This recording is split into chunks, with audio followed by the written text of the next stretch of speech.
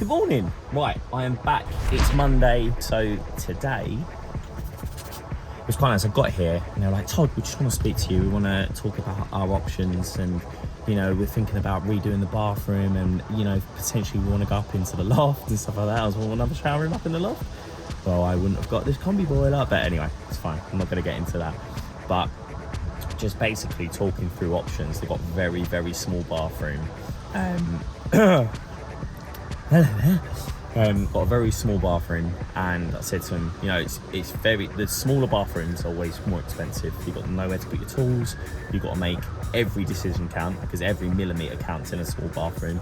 The walls in there, I can just tell they're completely out of square, and suggested a few ideas. I've literally done a very similar bathroom and then another bathroom in Chingford, so we did that. So you know, I was talking about orders, because a lot of people are like, well, we're going to get the loft done first, and then, you know, maybe we'll do this bathroom underneath. And I was just explaining to them, I was like, you've got to think about things logically, and getting pipe work and electrics and all that sort of stuff up to them. I was like, you're trying to finish the kitchen and leave this floor and then do the top floor. I was like, if you're going to be doing all this work, you're better off leave the kitchen and all the boiler that I've done so far. It's all exposed. I was like, get your bathroom done upstairs, right? Because you've got all these openings in the kitchen. You can bring all your pipe work through, sort out all your shower wastes, all your bath wastes, and get your bathroom done. When you get your bathroom done, you can stick your hot and colds up into the loft, your heating up into the loft, get that all ready, get that all through, send a stack up there, all into, like, just get all that done, stick it all through. So electrician can come through, he can come from the fuse board, he can go through the kitchen, run it all the way up into the loft. I was like, then complete all your bathroom and get your chimney breast out on your bedroom that they wanted to do. I was like, get all that floor done, have that all stuck up there, all ready to go. I was like, then you can save up, then you can get a builder in to quote for a loft extension. Hi, Mr. Builder, I've got my pipes up there, I've got my electrics up there, soil stacks up there, this is all done. Beautiful. What more do you want? Absolutely brilliant. They can have all the cables in there, they can do the connections last minute, but you've used that route through. So that's the explanation there. So slight change of plan. Once I've learned all that now, today's job, I was going to stick the softener where the wash machine was, but now I've said to him, well, what I'm going to do, embarrassing if someone walks past and sees you filming yourself, a bit weird, but yeah, what I'm going to do is I'm going to put the softener now in the cupboard, and then I'm going to leave that washing machine space underneath completely free.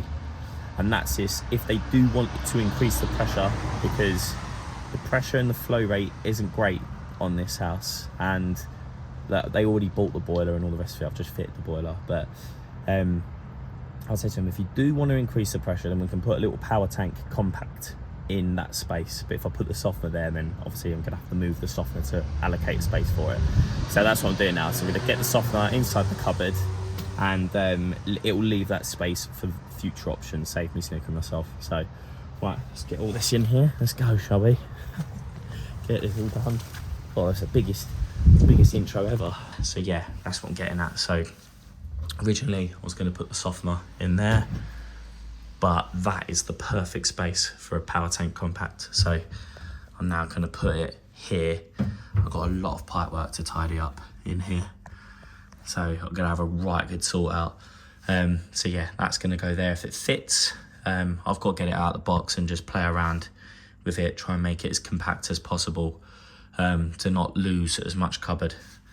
So hopefully it'll fit in there that way, and then I can, yeah, leave that space available. Well, let's go, shall we?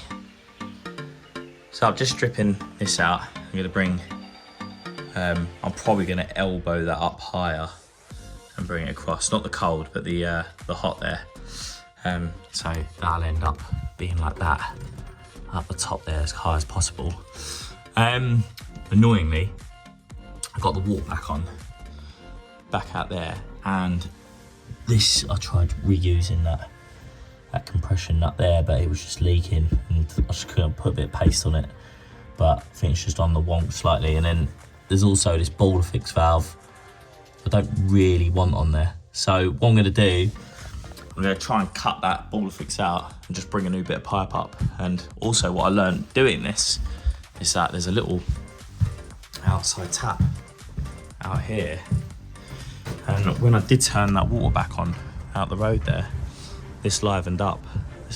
So obviously this is before the stopcock in the house. So it is very good that they rang Thames Water and got that up, because if that was to a split, they would have had no way of turning that off. So it's a good job they got that done. So yeah, here's that compression nuts playing up. I'm just gonna go full force and just try and cut that, try and eliminate that little ball fix down there. We don't need that. That's restricting the flow, even though we're going through a little ball fix hole. It's probably about 10 mils anyway. So I'm gonna try and cut that down there and bring a new piece up. Yeah, so before I do that, I thought better just, oh, look at that mouse poison, rat poison, whatever. So yeah, I'm gonna get that off. So I thought I'd just quickly show you that. Right, I'll try. It's so hard when you're working to just to stop and remember to film it. You know what I mean? You've got your music on and you're just cracking away. And I'm like, no, we're doing YouTube, remember? So sorry if it's not completely like showing you every pipe I'm doing, but you'll get the gist. Well, I just before I crack on here, I'll get my hand without locking the screen like I did a second ago. I'm just cutting this pipe here, right? You see the one below the ball fix there. See my pipe slice there underneath. And I have my hands down here, but as it got a bit tight, it was a bit tight to cut that. So these grips are perfect for this. You can get your grips around there like that. And you see I'm in between two bits of waste pipe there, another one there. So even getting my hand in there was going to be a bit tricky. So these grips are absolutely wicked for this, especially when you've got like a crappy old pipe slice like I have, and you can't be bothered to change the wheel. It takes a minute when you're doing it like this. So these are the grips. I'll put the product link in my YouTube. I'm doing it on Instagram, so yeah, I'll put the link in for these and you just press shop anyway. So they're great plier to have in your. Snap that off. Let's get rid of all this. Ugh, yucky. Right then, this is where I'm up to. So cut a little bit of batten around that. That stops that like twisting about, especially when you're doing these flexies. They're like, this is the high flow kit, right? This is meant for 22 mil, but as you can see, we've only got 15 mil in and out here. So there's not a lot I can do about that, but I still insist on getting these larger hoses, because as you see, I had the female lines here, came with it, with the kit. I'll just use the 3/4 nipple, which is, where are you? Sort of one of these, if you like. That was on the old washing machine connection. I've just made that in there and just made them up tight with a fibre washer. And then they also came with this internal reducer, like the compression reducer. Now, if you have a look inside this hose in here, but you can kind of see that the internal bore of these larger hoses is roughly 15 mil. So that's great. So it's just keeping that. Whereas the 15 mil hoses, it reduces down to like, say, 10 mil. So we're just keeping as much flow rate through this as possible. So good thing. So I've done most of it now. That coming through, that's a point off for if they, when they do this extension, they might have a drinking fridge. So I said, all right, I'll put a little supply on a cap for you there. Comes through, that's the bypass that goes through. This is also going to be soft water this side, isn't it? So run through there. At the minute, what I've done is I've just put a push fit elbow and a washing machine valve on just to connect up the dishwasher. So that's on soft water. The reason I did push fit is because if they do want a power tank here, I can just quickly pop that off and extend that and then bring the outlet across and then maybe like tee it in like here somewhere, so it goes to everywhere. So that's that. It's like obviously a hot supply that I brought through that goes straight onto the kitchen sink. So now what I'm going to do is I'm going to get these low down like that, something like that, so they're not sticking through too much. And then this is my soft outlet, so that's gonna come up here and tee into this, like so. And then that's the cold in, so it's gonna come out, bang, down straight onto there. So that's that. Right, let's crack on. Right, good morning. So last night, I got all this done under here. I thought whilst this is all drained down, do a quick video. So that was, I remember I didn't do a YouTube video at the end. I really apologise for that. So I got all that sorted. Really happy with that. That come out nice. Forgive me if I've repeated myself, but just quickly coming in, I've got the incoming main there. I've teed off here because they might want a drinking supply for their fridge. And then the drinking supply carries on through here. One goes into the softener and comes out the softener, but before I do that, then drinking supply up to the tap. And you have a bypass, which I've got shut at the minute. And that allows me today to still have drinking water down here. So if I still want some water, I can, whilst I'm doing it upstairs. And then that goes off. At the moment, this is gonna be, so soft water coming out, goes round. I've put a little push fit elbow there onto the washing machine valve. I kind of do remember saying this yesterday actually, so I've got to crack on. Then it goes soft upstairs and go upstairs and into the cylinder cupboard. But really happy with that. Got that neatly in there, trying to make it look as neat as possible. That is the overflow for that standpipe. So you can see I cut that waste pipe there and renewed this. So to put a little standpipe in first for the overflow before I did any pipe work in front of it. Re-put it, put a new trap on. That's the dishwasher. That's the dishwasher hose, which was before going in this standpipe, and the standpipe, the top of that was finished behind that board. So I chopped a bit more of the wood out, brought that forward, put a little clip on the top. That's taken the drain for the softer, and then that hose for the dishwasher, which is a long extension. So today what I'm doing, so obviously we've got this all connected. I've got to literally just cut some elbows in. I've got to work out what's flow and return, all the rest of it on there, and get that sorted. So I should be marking that now actually, but I've forgotten.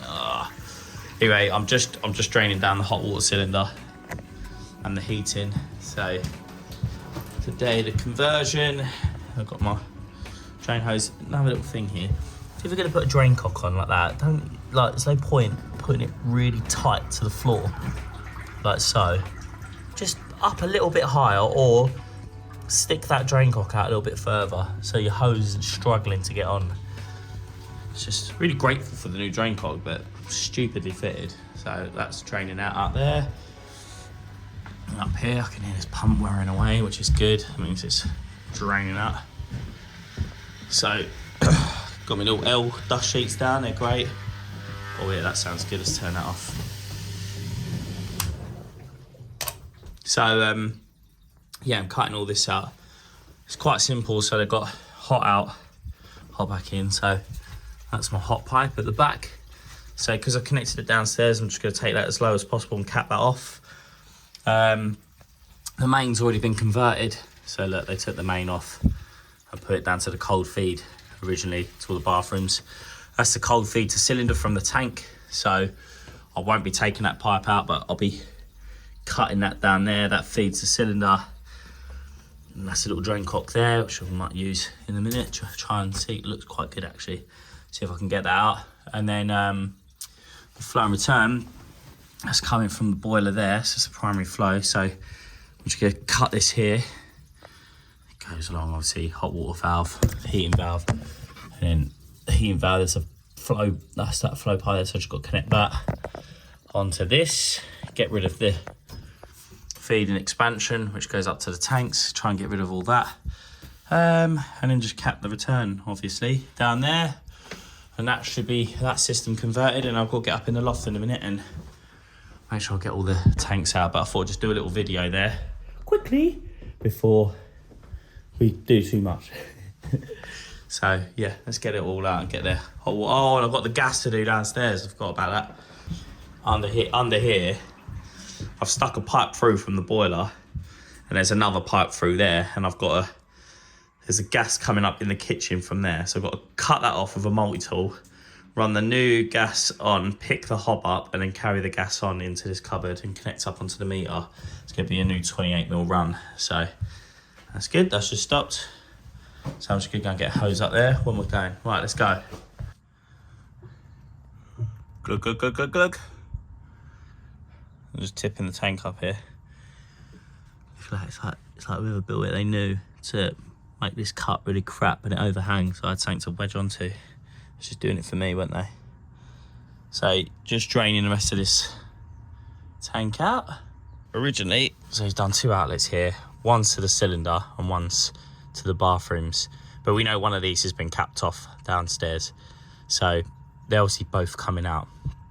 Slowly draining out because that crap drain cock downstairs, but there we go. Keep going, keep going. Oh yeah, drain baby, drain. That's what we want. I've just taken all the insulation and lagging off everywhere. And see, I just moved that bit of insulation there, hence me coughing. That all drops down there towards the cylinder. So it's all coming in. It's all coming in. It's lovely stuff. Right, let me quickly show you this for all the newbies. So that's the drain cock for this cylinder. Now, I'd say 9.8 times out of 10, these never work. I'll tell you why, because it gets all scaled up and all blocked up in there, right? So when you open that, it just gets stuck. So first things first, if you're doing a little cylinder, sometimes what I find is I would cut a little isolation valve just before the drain cock. You can isolate that, then that means the drain cock's always going to be nice and new. So if you come to drain it, you can just open it up and then open the drain cock up and it works. So a little tip there. But as you can see, right, this is just, that's a hole in the water. So what you can do is, or what I'm going to do is cut a bit of this quickly. And get my hose. Pop it on here. There we go. Got that in there like that. Now, I'm going to pop that in there. Whee. Come downstairs. That's not very good, is it? Make sure it starts coming out. So what I'm going to do, because that just isn't long enough, get that in there like so in a second. And then that's going to run out into that one. And then I just didn't want a big puddle out the front here. They left without me opening the back door, so I can't get to the drain out the back there, so I'm just making do. So what I'm going to do, hopefully you can see that.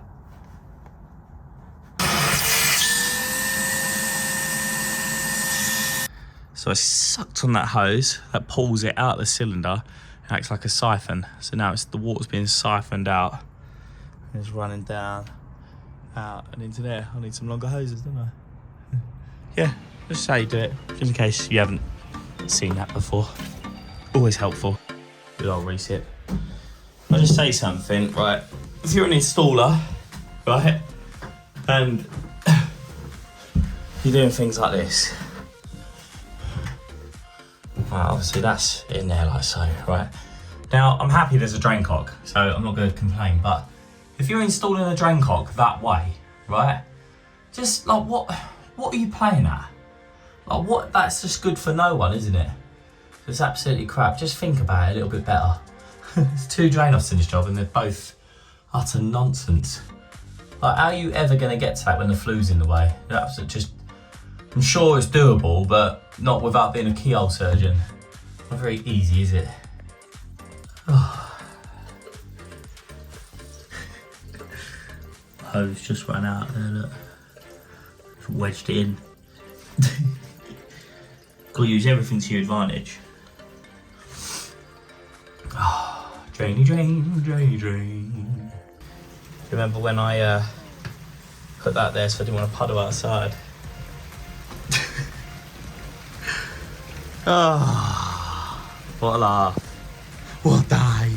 Right, it's this gas pipe under it. Oh, my back is killing me. Oh. So, as you can see, I've got a 28mm T15 reduced up to this. What I've done here is I've taken the bottom nut off there, and then I've cut that the same height as that. So that will, once I get a new nut and olive, I'll put that in there and I can do that up, and it's not going to burn that bit of trunking there, you know, if I was to cut it and try and solder it or whatever. So that was a nice way of doing that. Now, annoyingly, of course, because I'm in a rush today, I've run out. I've got no 28mm couplings. So what I've done there is I've just put a T in. I don't know if you can see that. Just put a T in there just to join it on, and it just goes slightly uphill there for a second. And then my tub of jet blue is like literally roughly the same height, so that's all good. And what I've done is I've placed, look, can you see that cut there? It's that cut there. So what I'm gonna do is I've just brought that off the wall, also angled it that way, so I can solder this now without burning this trunk in here, because as you can see, once I've got rid of that T, put a coupling in, it's going to slide back. It'll end up right in front of that trunking and line up with that on top.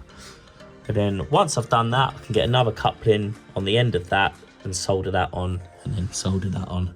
And then that's right through then into the gas meter cupboard behind this fridge. So, bit of messing around, but we're making it happen. Making it happen. Oh yes. So what I've done, I've just cut that drain off. Just going to get my wet back in there, but look at that in there. That just proves my point that these always get blocked up with crap. So well worth putting a little isolator on before if you're going to do a drain cloth or something like that. Right then, now this cylinder's out, it's all a little bit easier to explain. So I've just got these couple of floorboards up here, that one come up loose. So with the return, what I want to do here is just essentially get rid of this T. I'm going to cut this here. I'm going to join it, go round under here and onto that. Right, that's essentially what it's doing in a minute. It's just going around there. So I'm just going to neaten that up, take that through, bang, straight onto there. Right, now the flow from the boiler, obviously it came up, went through the pump and then round to the hot water and the rads. That's just a little air vent that they use. It's a drain cock for an air vent for airlocks and stuff. But so I'm going to chop that out. So I'll probably cut that here, and then another bit of pipe through there onto this one. So it's going to go from the boiler round onto my radiators. Simple. Now this is the water main, right? That was going. It's coming from the softener now of that job. That goes up, and they previously converted it, as you can see. So that fed the tank, and then they just come down and they picked up the cold feed to bathrooms. So they sort of did a system conversion for me anyway. Now, I want to get rid of all this pipework, make it all redundant, because they want to get rid of all these cupboards and stuff. They want to knock a chimney breast out in there. So I'm going to come down, essentially I'm going to loop that. So that's going to be nice and easy. I'm going to cut this here, cap the hot, then the cold can just go whoop whoop onto there with that noise effect as well. Whoop whoop. And that's it. And then that'll all be dead and redundant. So it looks all complicated, but it's not really. So there we have it. Excuse the messy soldering. It's just a little bit of water in the pipe, and I'm not taking any chances.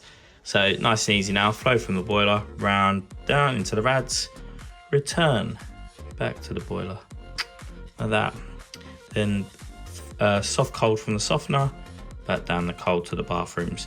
And because we're in the combi burner now, the hot comes out, and that's a dead end there. So it's all out now.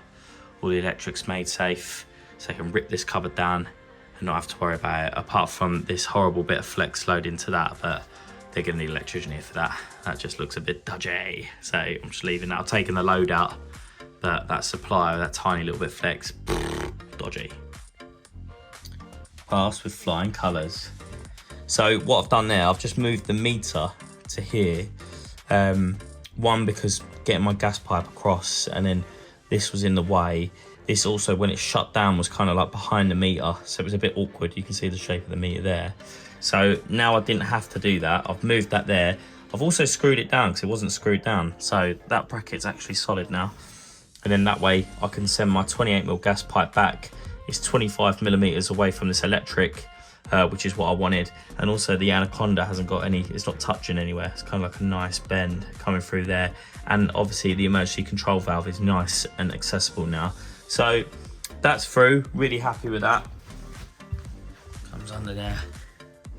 You see T's up there, connected onto that gas cock there, goes through onto the boiler.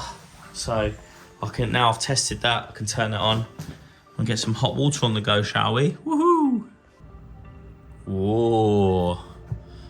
So what I'm doing here is, I should have played my little game. I do this game on Instagram where you hold it on plus and then try and land it on 17. Oh, what's the date? So what I'm going to do basically, I've got the flow and return turned off here at the valve, but with the Vaillants, I think I mentioned this previously, you can pressurize the boiler so you can have hot water without any heating being filled up, because tomorrow I want to flush all the heating system out. So I'm just trying to get them hot water for tonight. So let's get this done, get this set up. Right, my little tip with these Vaillants is go through the installation assistant and then get it into purging. See, it's purging now, because I think that takes about 15, 16 minutes, something like that. There's not a lot, you can't have hot water before that's finished. So it's got to have this little purging program, let it do its thing. And I'm going to use this time to clean up all my tools, make it more acceptable for when they get home. You know what it's like. So, let's crack on.